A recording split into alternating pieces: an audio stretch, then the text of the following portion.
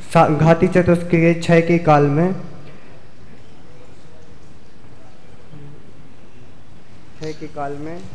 उनको बोलने दो, थोड़ा सा कम कम हो तो बिगड़ता नहीं, बोलने दो। घाती चतुष्क के क्षय के काल में औदायिक अज्ञान नाशक तथा असहाय केवल अज्ञान आदि नवलब्धि सहित होने पर परमात्मा संग को प्राप्त परमात्मा नाम को प्राप्त जीव की बीतरागी दशा को अयोग के गुणस्थान कहते हैं। नाम अपेक्षा विचार अयोग के गुणस्थान के अरहंत, अरुहंत, अयोगी जिन, केवली आदि अनेक नाम हैं। अयोगी जिन नहीं, सहयोगी जिन आदि अनेक नाम हैं। और सम्यक्त अपेक्षा विचार, यहाँ पर छायक सम्यक्त होता है, इसे ही परमावगाढ़ सम्यक्त कहते हैं। और चारित अपेक्षा विचार, यहाँ पर परम यथाख्यात चारित होता है और उसे ही परमावगाढ़ छायक चारित कहते हैं। और काल अपेक्षा विचार, जगन्य काल अंतर्मुहूर्त होता है और उत्कृष्ट काल जन्म सहित 8 वर्ष तथा 8 अंतर्मुहूर्त कम 1 कोटि पूर्व। और तीर्थंकर हो तो, हाँ तीर्थंकर हो तो। और उत्कृष्ट जगन मध्यम काल 1 अंतर्मुहूर्त से लेके 1 कोटि पूर्व के जो बीच का समय है वो वाल। और विशेष गमनागमन सहयोगी नहीं, तीर्थंकर हो तो जगन्य काल कितना और उत्कृष्ट काल कितना? तीर्थंकर हो तो तीर्थंकर तो 8 वर्ष से लेके, यदि तीर्थंकर हो हाँ तो उस तीर्थंकर का जगन्य काल कितना होता है? तीर्थंकर के साथ 13वां गुणस्थान हो। हाँ। सामान्य रीति से आपने कहा वो बात सत्य है, 1 अंतर्मुहूर्त 13वें गुणस्थान का काल है। हाँ। तीर्थंकर सहयोग केवली हो तो उनका गुणस्थान अलग है, 3 से 9 वर्ष, 3 से 9 वर्ष, हाँ बराबर है, 3 से 9 वर्ष के 9 वर्ष तक आगे। और गमन इस गुणस्थान से 14वें गुणस्थान में होता है और आगमन 6वें गुणस्थान से होता है। विशेष अपेक्षा विचार, अगर तीर्थंकर प्रकृति का बंध हो तो 42 अतिशय होते हैं और इनका कबलाहार नहीं होता मनुष्य की तरह, जो कर्मण प्रगण है उनका हार होता है। और केवल ज्ञान आदि 4 चतुष्टय प्रकट होते हैं और इनकी सम्यक्त को छायक सम्यक्त या परमावगाढ़ सम्यक्त कहते हैं। और इनके अनेक नाम हैं, अनेक प्रकार हैं। समुद्रघात केवली हो सकते हैं, पंच कल्याणक वाले केवली हो सकते हैं, 3 कल्याणक वाले केवली हो सकते हैं। और विशेष 2 कल्याणक वाले केवली हो सकते हैं। और भी अनेक भेद है। हाँ, और भी अनेक भेद, 10 प्रकार के भेद हैं। बोलो। और मात्र भेदों को बोलो, तुम्हें कितना आता है उतना। राहुल, जितना आता है उतना बोलो, इतने इतने भेद मुझे आते हैं। हाँ, कौन सी केवली? भूत केवली, मूक केवली, मूक केवली। हाँ,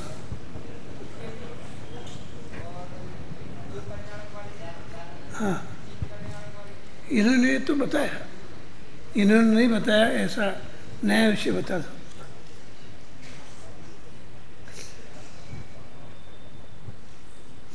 अर्चित बता दो। चर्चित नहीं, चर्चित ये कौन? अर्पित बता दो। पूरा बताओगे? हाँ बोलो, बैठो, आप भी बैठो। 5 कल्याणक वाले केवली, 3 कल्याणक वाले, 2 कल्याणक वाले, मुंह केवली, अंतर्गत केवली,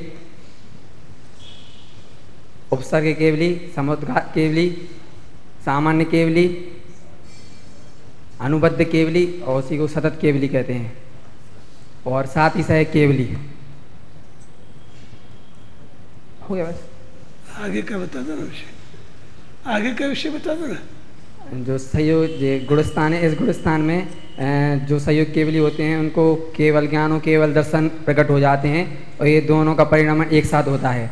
यहाँ पर जो केवली शब्द है वो आदि दीपक है, क्योंकि आंग के गुणस्थान है उसमें केवल ज्ञान होता है, और जो सहयोग शब्द है वो अंत दीपक है, क्योंकि प्रथम गुणस्थान से लेकर 13वें गुणस्थान पर्यंत तक जितने गुणस्थान हैं वो सब सहयोगी होते हैं। इसके बाद यहाँ पर जो सहयोग केवली गुणस्थान वर्ती जो होते हैं वो उनको जीवन मुक्त होते हैं, वो इसमें जीवन मुक्ति संज्ञा दी जाती है। इसके बाद जो सहयोग केवली गुणस्थान वर्ती हैं उनको हम परम गुरु कहते हैं और और इसके बाद यहाँ पर जो 10 प्रकार के सम्यक्त हैं उसमें से यहाँ जो 10वें नंबर का सम्यक्त है परम अवगाढ़ सम्यक्त, वो यहाँ पर प्रकट हो जाता है।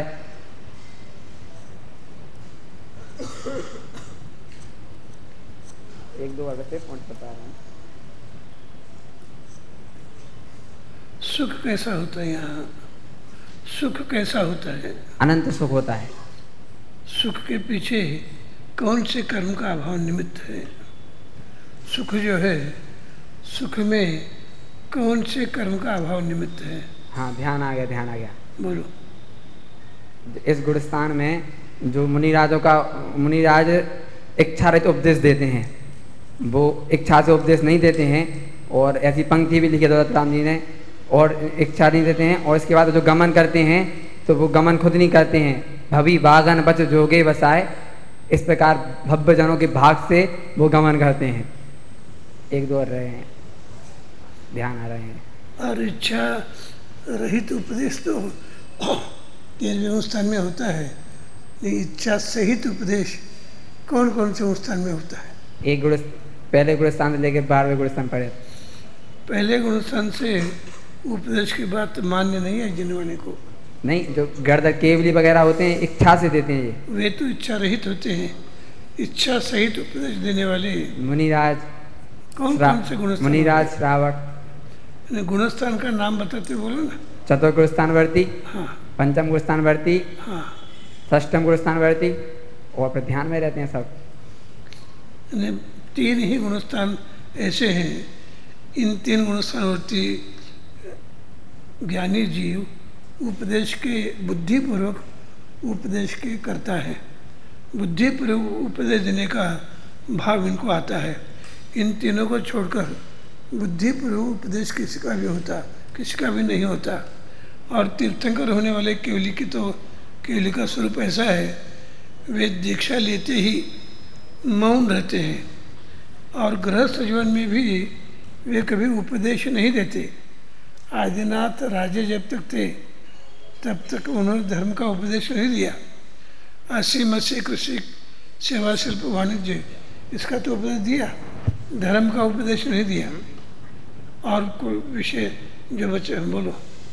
सहयोग केवली होते हैं, सभी सहयोग केवली के अनंत चतुष्टय होते हैं, और जो सहयोग केवली होते हैं उनके कवलाहार नहीं होता है सामान्य मनुष्यों की तरह, उनके 9 कर्माहार होता है। 9 कर्माहार होते हैं, क्या होता है? तुम्हारा कहना सही है, 9 कर्माहार होता है। कवलाहार जो भोजन इत्यादि का आहार मनुष्य जैसे करते हैं ना, भोजन इत्यादि का नहीं, कहो लेना ग्रास लेकर के मुंह में डालना, उसे बोलते हैं कवलाहार। कवलाहार नहीं होता। कौन सा आहार होता है? 9 कर्माहार। 9 कर्माहार जो होता है वो कौन से परमाणु का कैसा? कामर वर्गणा होती है। कर्म तो कर्म है। नहीं,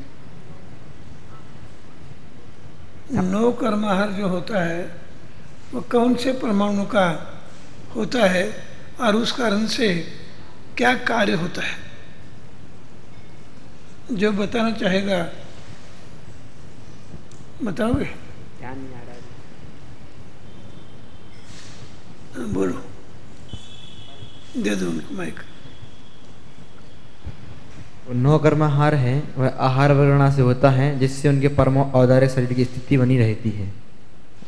यानी उनका परम औदार्य शरीर जो बिल्कुल ताजा रहता है, उसका कारण 9 कर्माहार का ग्रहण होता है। हर समय में होता है, ऐसा नहीं कभी होता है कभी नहीं होता है, ऐसा नहीं। और बता दो। और एक है कि चार घातियाँ को नाश हो जाने से उनको जीवन मुक्त की संज्ञा भी यहाँ पर दी जाती है। और इस तरह से सारे हो गए। फिर से पुनः एक बार बोलूँगा। ने जो बताया है हाँ। उसे छोड़कर, जो बताया गया है उसे छोड़कर बताओगे तो आपसे हम सुनेंगे। हाँ। नहीं, बाकी का विषय बताओगे? बोलो।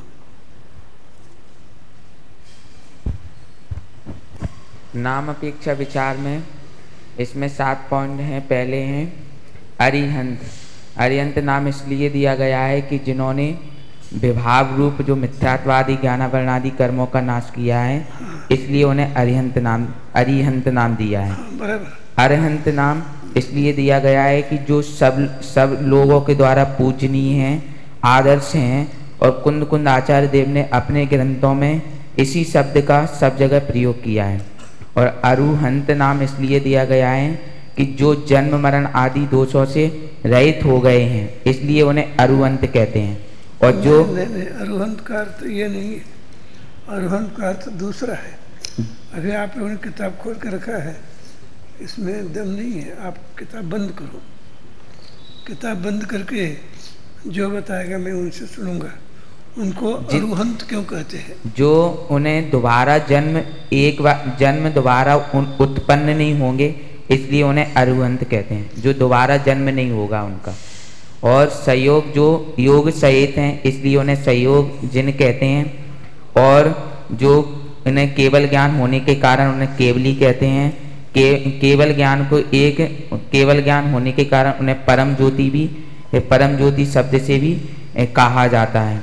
और एक और है कि जो सा माने सहित और कल माने शरीर, जो शरीर सहित हैं उन्हें, इसलिए उन्हें सकल परमात्मा भी कहते हैं। और कोई बचा हुआ विषय कहे? बोलो।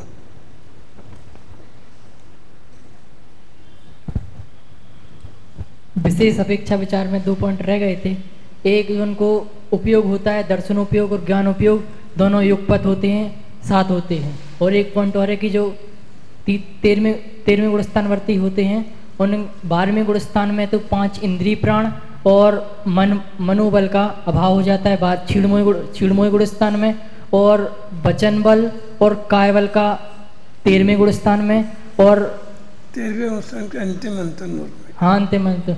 और जो कायबल और कायबल और आयु, कायबल का और स्वाक्षुषवास का 13वें गुणस्थान में, जो आयु होती है, आयु 14वें गुणस्थान के अंतिम समय में उसका अभाव होता है, आयु प्राण का। और क्या? और अभी बहुत कुछ बचा है बताने लायक। बताओगे? उस समय क्यों नहीं बताया? अब देखा, स्मरण हो गया। अच्छा, और कौन है? बताओगे? बोलो, दे दो उनको।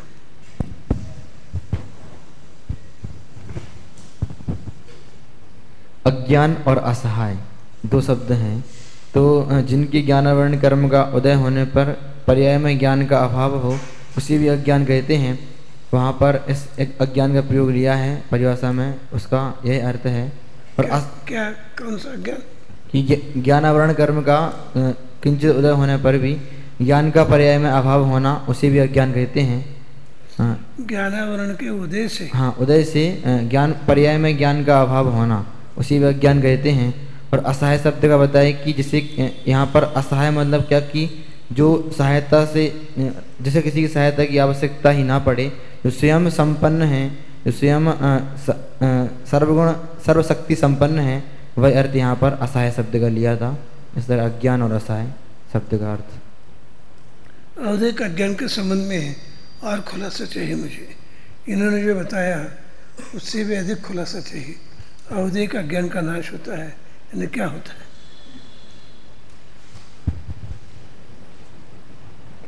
13वें गुणस्थान की परिभाषा में जो अज्ञान शब्द आया है, तो 2 प्रकार के अज्ञान बताए गए हैं। एक तो अज्ञान अर्थात मिथ्या ज्ञान, और दूसरा औदैहिक अज्ञान। तो मिथ्या ज्ञान का तो अर्थ है कि जो संशय आदि सहित विपरीतता लिए हुए जो ज्ञान होता है, वह मिथ्या ज्ञान अथवा अज्ञान है। यह अज्ञान पहले और दूसरे गुणस्थान में पाया जाता है। तीसरे गुणस्थान में श्रद्धा के अनुसार ज्ञान भी सम्यक मिथ्यात्व अर्थात मिश्र रूप होता है।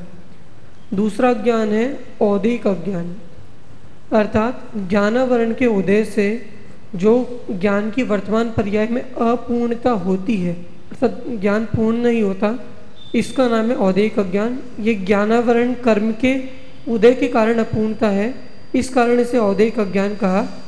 यह प्रथम गुणस्थान से 12वें गुणस्थान पर्यंत रहता है और जब ज्ञानावरण कर्म का पूरा क्षय हो जाता है, केवल ज्ञान प्रकट हो जाता है, तब इस औदिक अज्ञान का नाश हो जाता है, अर्थात पर्याय में ज्ञान की परिपूर्णता प्रकट हो जाती है। तो जो परिभाषा में औदिक अज्ञान, जो अज्ञान शब्द का प्रयोग किया, वह औदिक अज्ञान के अर्थ में किया है, मिथ्या ज्ञान के अर्थ में नहीं किया। इतना खुलासा था बेटी। अब मेरा एक प्रश्न है, आप किताब बंद करोगे और अपना प्राप्त ज्ञान के द्वारा पढ़ा हुआ हो तो उसके आधार से अथवा स्मरण के आधार से बताओगे 13वां गुणस्थान इतना बढ़िया गुणस्थान है, सकल परमात्मा है, परम गुरु है, और वितरागता पूर्ण तो पहले से हो चुकी है, अब केवल ज्ञानी हो गए हैं। ऐसे महापुरुषों ने इस गुणस्थान में कितने कर्मों का क्षय किया है। 13वें गुणस्थान में कितने कर्मों का क्षय होता है, बोलो पीछे।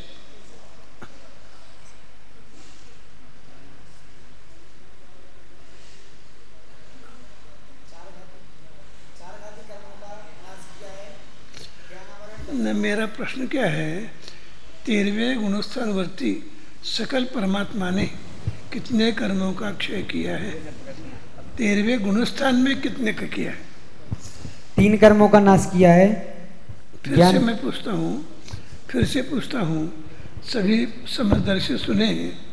मेरा प्रश्न ये है, 12वें गुणस्थान से 13वें गुणस्थान में आने के बाद उस सकल परमात्मा महापुरुष ने, केवली भगवान ने कितने कर्मों का नाश किया है, ये मेरा प्रश्न है। यानी उस काल में 13वें गुणस्थान में रहते हुए सहयोग केवली महापुरुषों ने कितने कर्मों का नाश किया है, यह प्रश्न है।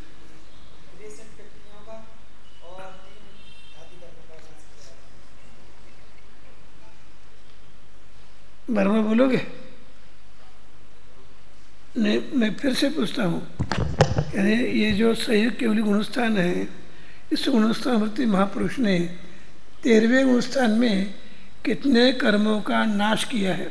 उतने काल में 13वां गुणस्थान जितना है, उतने काल में वे कितने कर्मों का नाश करते हैं, प्रश्न ये है।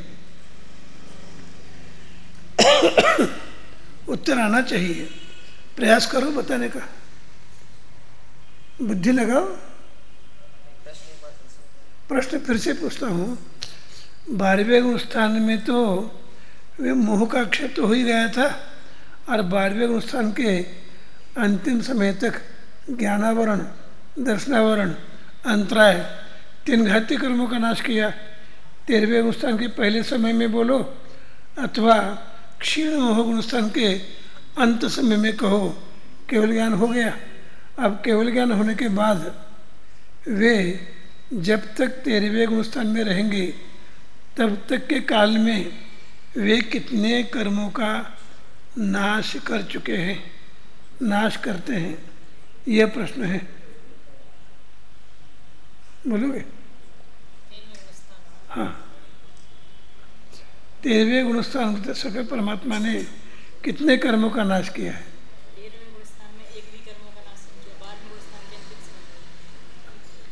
नहीं, मुझे मात्र 13वें गुणस्थान का उत्तर चाहिए। 13वें गुणस्थान से सकल परमात्मा ने किसी कर्म का नाश किया है, क्षय किया है या नहीं किया है? 13वें गुणस्थान में नहीं किया है। बोलो बेटा।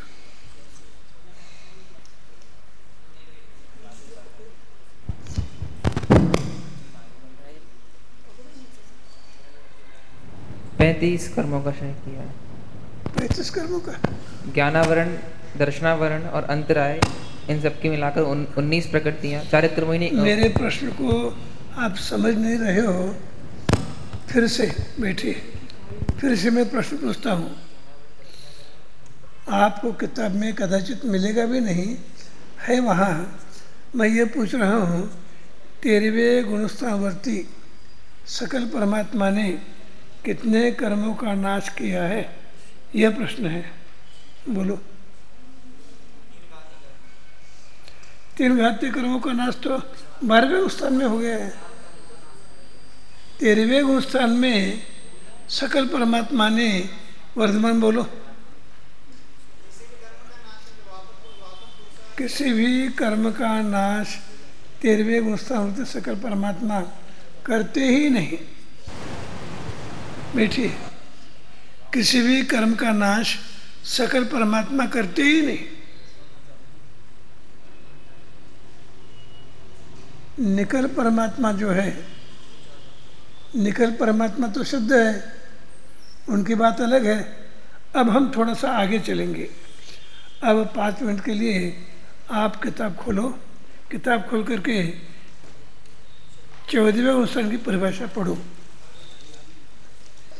14वें गुणस्थान की परिभाषा पढ़ो। मात्र परिभाषा पढ़ना ऐसा नहीं है, जो अपने पॉइंट होते हैं विशिष्ट बिंदुओं के आधार से हम विचार करते हैं, उन बिंदुओं के आधार से आपको कहना आना चाहिए। किताब बंद करके 5 मिनट 7 मिनट मैं आपको समय दे दूंगा, आप पढ़ो। परिभाषा भी आना चाहिए। परिभाषा कदाचित नहीं आवे तो अन्य सभी जो बिंदु हैं उन बिंदुओं का उत्तर आपसे आना चाहिए।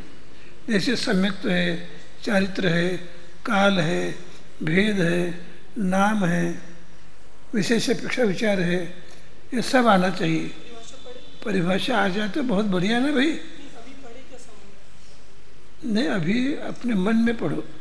सभी अपने मन में ही पढ़ेंगे और मन में पढ़ने के बाद प्रत्येक पॉइंट का उत्तर देने का प्रयास करेंगे। मैं 5-7 मिनट आपको समय देता हूँ।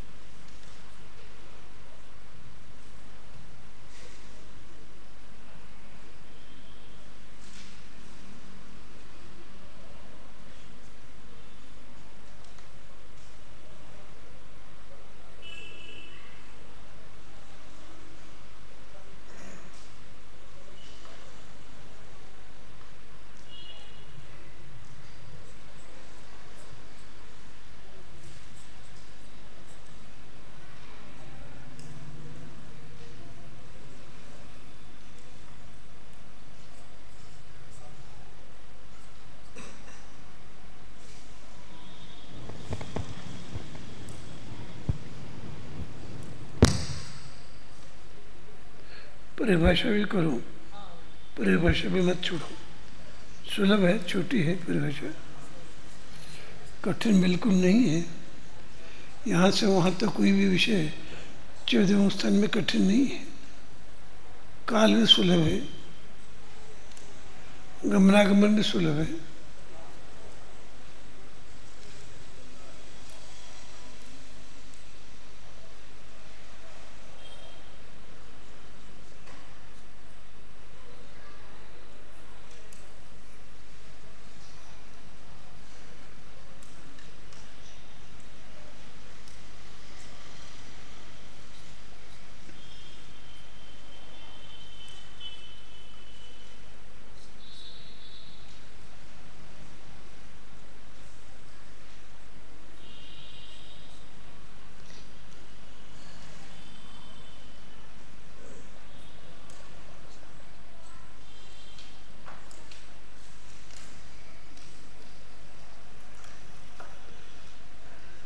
अब ये चौदह गुणस्थान का स्वरूप बताएंगे, वो आपको सुन करके बताना है।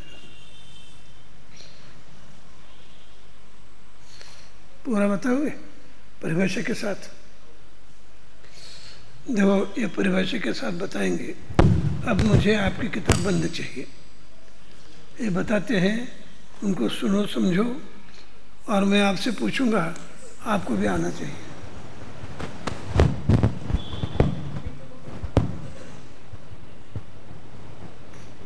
चौदहवां गुणस्थान, जिसका नाम है अयुक्त केवली गुणस्थान।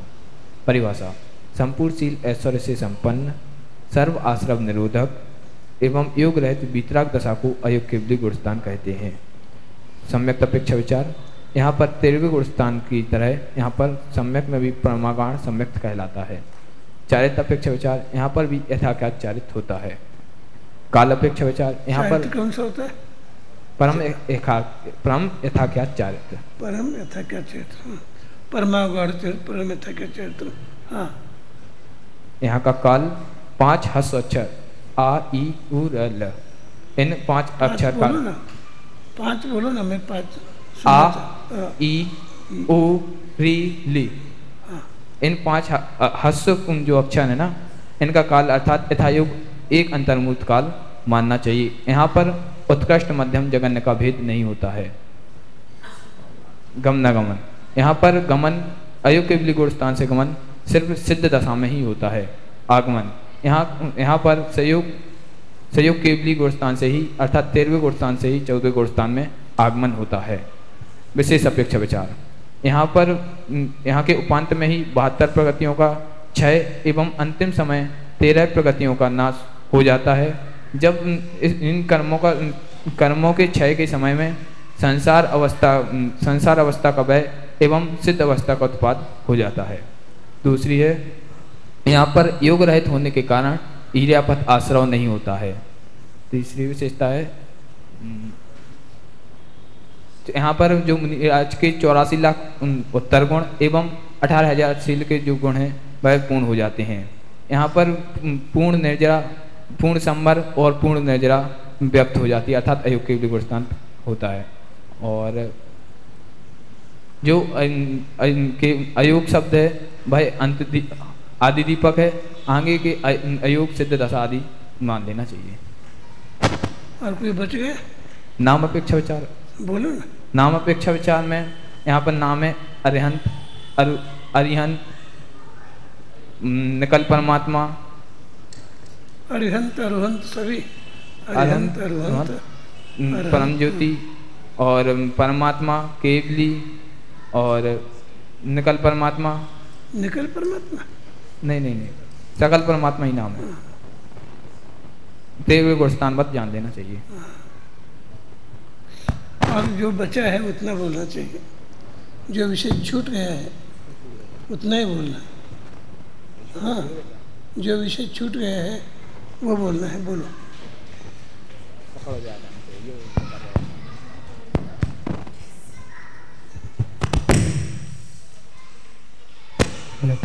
विषय तो इन्होंने पूरा बोला, लेकिन एक बात इन्होंने मिस्टेक कर दी। काल अपेक्षा विचार जिन्होंने कहा कि यहाँ पर यथायोग अंतर्मुक्त काल होता है, लेकिन ऐसा नहीं है। 14वां गुणस्थान है वह अंतर्मुक्त काल बताने में पूर्ण समर्थ है।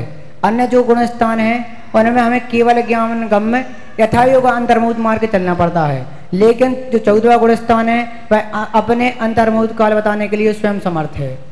बाकी का तो इन्होंने वैसे पूरा बोल दिया।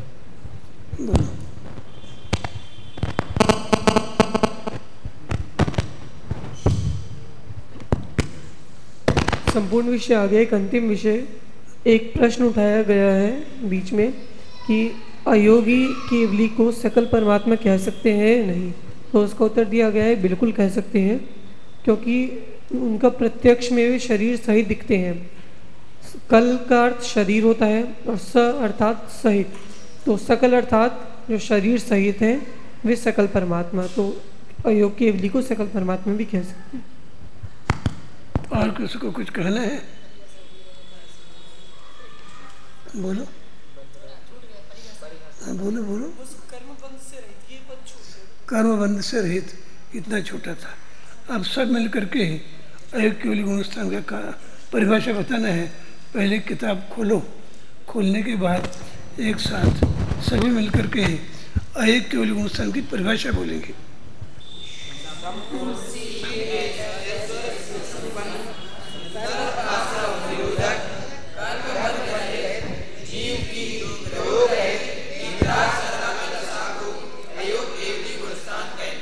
फिर एक बार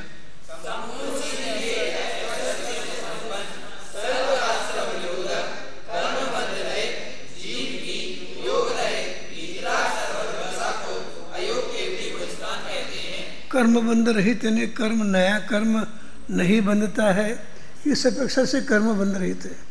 कर्म का बंध उनको नहीं है ये बात नहीं है, अभी उनको चारों आघात्य कर्मों का आघात्य कर्मों की सत्ता है। यानी कर्म बंध रहित यानी नया कर्म का बंध नहीं होता, पुराना कर्म पास में नहीं है ऐसा नहीं है।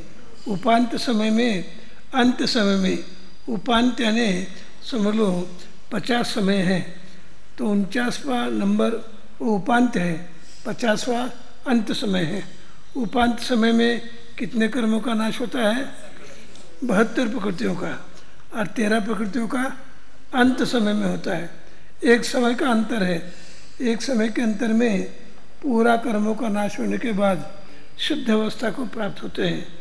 अब मुझे आपको शुद्ध तक पहुंचाना है,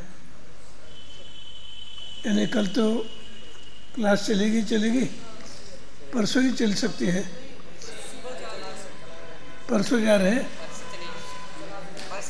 अरे 1-2 दिन रहो ना, फिर दोबारा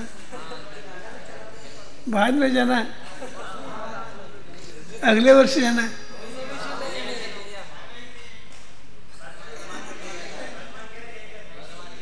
नहीं रुक सकते। वर्धमान यहाँ पे है, वर्धमान नहीं जाएगा। नहीं, मैं भी जा रहा हूँ, मैं भोपाल जा रहा हूँ। हाँ भाई, अब कल आपको सिद्धावस्था की तैयारी करके आ जाना है। 13वां 14वां गुण स्थान भी मैं दोबारा पूछूंगा, वो भी आपको आवे ये अपेक्षा है। अभी आप जा सकते हो।